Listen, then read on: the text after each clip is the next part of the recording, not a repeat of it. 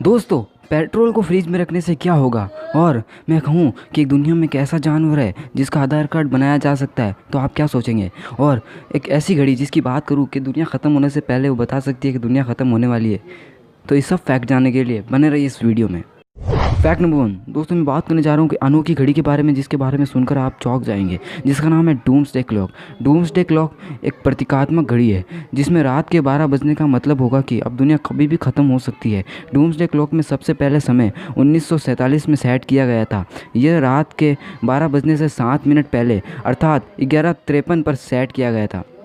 Fact number 2 दोस्तों, बात करूँ साबुन की, तो साबुन का उपयोग हर कोई हर रोज़ करता है। बात लिक्विड सोप की हो या ड्राई सोप की, बाज़ार में हर विकल्प उपलब्ध हैं।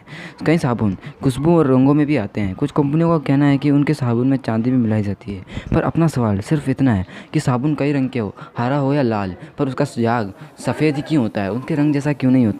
तो पंजाब के रहने वाले श्री राहुल शर्मा, जो एक प्राइवेट कंपनी में मैनेजर की पोस्ट पर हैं, बताते हैं कि साबुन, विशेषकर टॉयलेट सोप बनाने में सबसे पहले जो कच्चा माल उपयोग होता है वो है नूडल। ये नूडल खाने वाला नूडल नहीं है, और नूडल को सफ़ेद रंग का ही बनाया जाता है ताकि इसमें कोई भी रंग मिलाया जा सके, उस रंग का साबुन बनाया जा सके।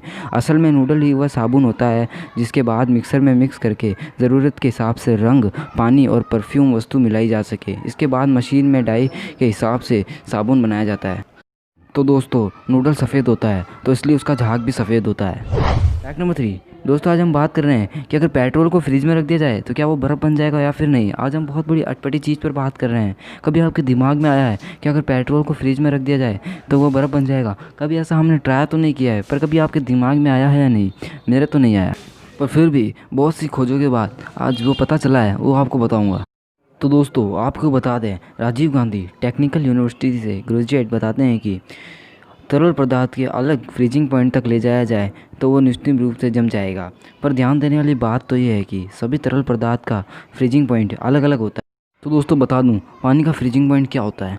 दोस्तों, पानी का फॉर्मूला होता है H2O। इसमें मुख्य हाइड्रोजन एंड ऑक्सीजन पाया जाता है। इसी कारण पानी का फ्रीजिंग पॉइंट 0 डिग्री सेल्सियस होता है। यानी यदि तापमान 0 डिग्री पर पहुंच जाए तो बर्फ़ जमना शुरू हो जाती है। अगर तापमान -1 से लेकर -5 तक पहुंच जाए तो पानी एक ठोस बर्फ़ में बदल जाए। तो दोस्तों, अब बात करते हैं कि पेट्रोल का फ्रीजिंग पॉइंट क्या होता है। तो आगे बढ़ते हैं कि पेट्रोल का फॉर्मूला CnH2n+2 है। इसमें मुख्य रूप से कार्बन एंड हाइड्रोजन का कॉम्बिनेशन होता है। यही कारण है कि इसका फ्रीजिंग पॉइंट काफ़ी नीचे है। पेट्रोल का फ्रीजिंग पॉइंट -60 डिग्री है। यानी यदि पेट्रोल को -60 डिग्री तापमान पर ले जाया जाए तो उसका बर्फ़ जमना शुरू होगा। फिलहाल ये संभव नहीं है। इंजीनियरों ने ऐसा कोई फ्रिज नहीं बनाया है। फैक्ट नंबर 4 दोस्तों, मैं बात करूँ एक ऐसे देश के बारे में जहाँ की लड़कियों से शादी करने पर आपको सरकारी नौकरी फ्री में मिल सकती है, तो आपके फेस का रिएक्शन क्या होगा? आप बिल्कुल चौंक जाएंगे। तो दोस्तों, बात भी चौंकने वाली है। देश में ऐसे बहुत से युवा हैं जो बेरोजगारी से लड़ रहे हैं और उन्हें सरकारी नौकरी नहीं मिल पा रही है। इसी वजह से उन्हें विवाह के लिए लड़की भी नहीं मिल रही है। लेकिन एक ऐसा देश है जहाँ की लड़की से शादी करने पर आपको फ्री में सरकारी नौकरी मिलती है, और उस नौकरी में सैलरी करीब 3 लाख रुपये सैलरी मिलती है, और साथ ही वहाँ की सिटीजनशिप भी फ्री मिलती है। सूत्रों के अनुसार ऐसा इसलिए किया जाता है क्योंकि वहाँ की महिलाओं की संख्या पुरुषों से अधिक है। तो दोस्तों, इंटरनेट पर एक खबर बहुत तेज़ी से वायरल हो रही थी। खबर के अनुसार लड़कियों से शादी करने वाले दूसरे देश के लड़के वहाँ की फ्री सिटीजनशिप मिलती है, और साथ ही वहाँ की नौकरी भी मिलती है, और वहाँ की सैलरी 3 लाख रुपये है। इस देश का नाम है आइसलैंड। इसकी वजह यह है कि वहाँ की मर्दों की संख्या कम है। एक खबर के अनुसार लड़के को आइसलैंड में लड़की को चुनकर शादी करनी होती है और वहीं पर घर बसाना होता है। जो लड़की से शादी करता है, आइसलैंड की सरकार उसे निःशुल्क नागरिकता दे देती है। हालांकि आइसलैंड की सरकार के अनुसार इस तरह की कोई भी जानकारी ऑफिशियल नहीं की है। वहाँ की सरकार के अनुसार आइसलैंड में 1007 पुरुषों पर महिलाओं की संख्या 1000 है। फैक्ट नंबर 5 दोस्तों, आज हम बात करेंगे दुनिया की सबसे महंगी लकड़ी कौन सी है और उसका क्या नाम है। तो दोस्तों, हम घरों में ज़्यादातर लकड़ी का सामान रखना पसंद करते हैं। इसी लिहाज से हम अक्सर अपने घरों में अच्छी और महंगी लकड़ियों का सामान रखते हैं। वहीं कुछ लकड़ियाँ काफ़ी महंगी होती है तो कुछ लकड़ियाँ काफ़ी दुर्बल। वैसे देखा जाए तो आमतौर पर चंदन की लकड़ियों को सबसे महंगा माना जाता है, जिसकी कीमत 5 से 6 हज़ार प्रति किलो रुपये है। लेकिन आपको जानकर हैरानी होगी कि दुनिया की सबसे महंगी लकड़ी चंदन नहीं है, बल्कि कोई और है, जो कि चंदन से कहीं ज़्यादा महंगी है।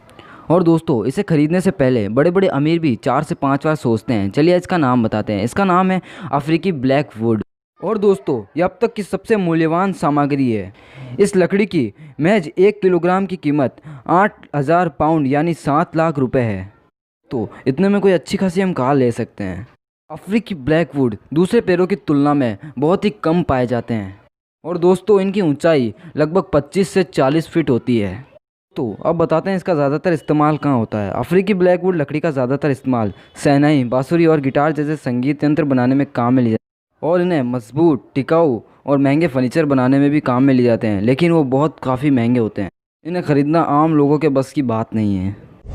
फैक्ट नंबर 6 दोस्तों, अब मैं बात करने जा रहा हूँ दुनिया की सबसे जहरीली मछली के बारे में। आपने कई बार जहरीली मछली के बारे में सुना होगा, आज हम उसी के बारे में बात करने जा रहे हैं। ये मछली दुनिया की सबसे जहरीली मछली मानी जाती है। साथ ही ऐसा माना जाता है कि इस मछली की एक बूंद जहर पूरे शहर को तबाह करने के लिए काफ़ी है। इस मछली को स्टोन फिश या पत्थर मछली के नाम से भी जाना जाता है। और दोस्तों ये मछली पत्थर की तरह दिखती है, यही कारण है कि मछली को ज़्यादातर लोग पहचान नहीं पाते हैं और इसका शिकार बन जाते हैं। और दोस्तों बताया जाता है कि इस मछली के ऊपर पैर भी पड़ जाए तो अपने ऊपर पड़ने वाले वजन के हिसाब से ये जहर निकालती है। और दोस्तों ये जहर इतना ख़तरनाक होता है कि किसी की जान भी ले सकता है। इतना ही नहीं, उसका पैर भी काटना पड़ सकता है, यानी ज़रा सी लापरवाही के कारण मौत भी हो सकती है। पैर रखते ही ये फिश 0.5 सेकंड की तेज़ी से अपना जहर छोड़ती है, यानी पलक झपकने जितनी देर में ही अपना काम कर देती है। इस बात का अंदाज़ा आप इस बात से लगा सकते हैं कि अगर जहर की एक बूंद पानी में डाल दी जाए तो पूरा शहर तबाह हो सकता है। फैक्ट नंबर 7 दोस्तों, होटलों की बात करूं तो आपने कौन कौन से होटलों के नाम सुना है?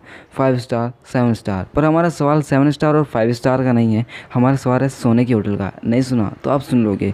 यस फ्रेंड्स, दुनिया का पहला सोने का होटल वियतनाम की राजधानी हनोई में खुला है और ये होटल पूरा सोने का बना है। इस होटल का नाम डॉल्से हनोई गोल्डन लेक है।